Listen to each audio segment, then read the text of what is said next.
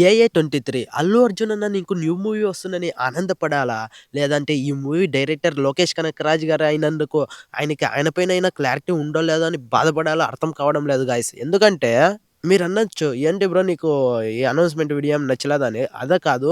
అదేంటంటే నాకు పర్సనల్‌గా ఈ అనౌన్స్‌మెంట్ వీడియో అయితే నచ్చింది. బట్ నాకి నా బాధ, నా ఫ్రస్ట్రేషన్ అది గాదు గాయ్స్. ఏంటంటే లోకేష్ కనకరాజు గారి లైనప్ చూసుకుంటే చాలా మూవీసే ఉన్నాయి. 'లియో 2' ముఖ్యంగా 'ఖైదీ 2' అయితే ఉంది. అంతే కాకుండా 'విక్రమ్ 2' ఉంది. ఇంకా ఇలా చాలా మూవీసే ఉన్నాయి.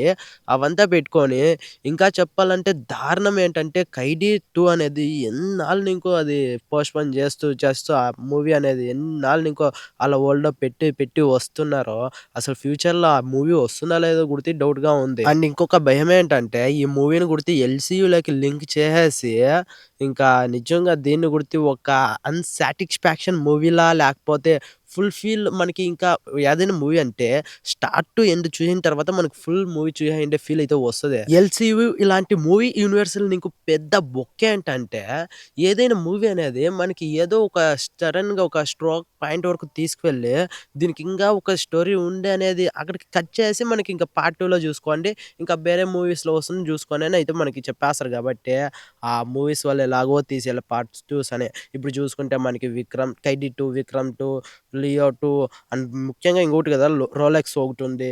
ఇలాంటి చాలా మూవీస్ లింక్ చేయడం వల్ల మనకి ఫుల్ ఆ మూవీస్ అంతా అట్ ఎ టైమ్ చూడాలని ఉంటది.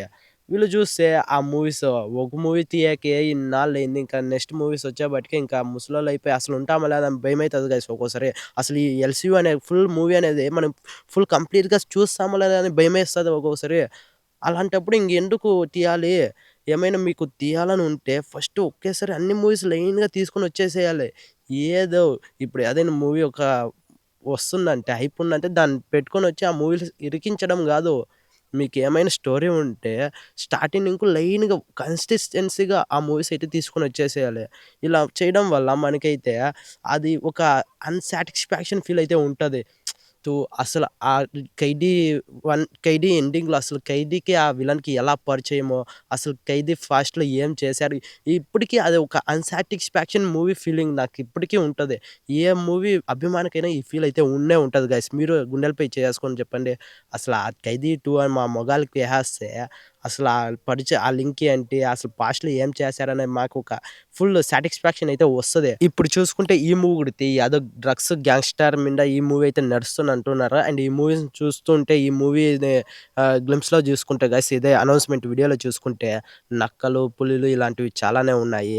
నక్కలు చూసుకుంటే లియోలో లింక్ ఉన్నట్టు, ఈ పులులు ఇలా చాలానే ఉన్నాయి గాబట్టి ఏమైనా ఎల్‌సీయూలోకి ఇరికిస్తారేమో, ఇరికించిన తర్వాత ఇంకా ఇది ఒక అన్‌సాటిస్ఫాక్షన్ మూవీగా మిగిలిపోతనేమో అని భయంగా ఉంది నిజంగా. అలా అంటున్నాను కదా అని నాకు ఈ మూవీ యూనివర్స్ మీద ఏం పగ లేదు గాయ్స్. నాకు నిజంగా చాలా క్యూరియాసిటీ. అసలు ఎలాంటి ఫుల్ అన్ని మూవీస్‌కి కనెక్షన్ ఉండి, మెయిన్‌గా ఒక మూవీ వచ్చి లైక్ ఇలా అవెంజర్స్‌లో అన్ని క్యారెక్టర్స్‌కి ఒక్కొక్క మూవీ వచ్చేసి మెయిన్‌గా 'అవెంజర్స్ ఎండ్ గేమ్' ఇలాంటి ఒక మూవీ వచ్చేస్తే అబ్బా!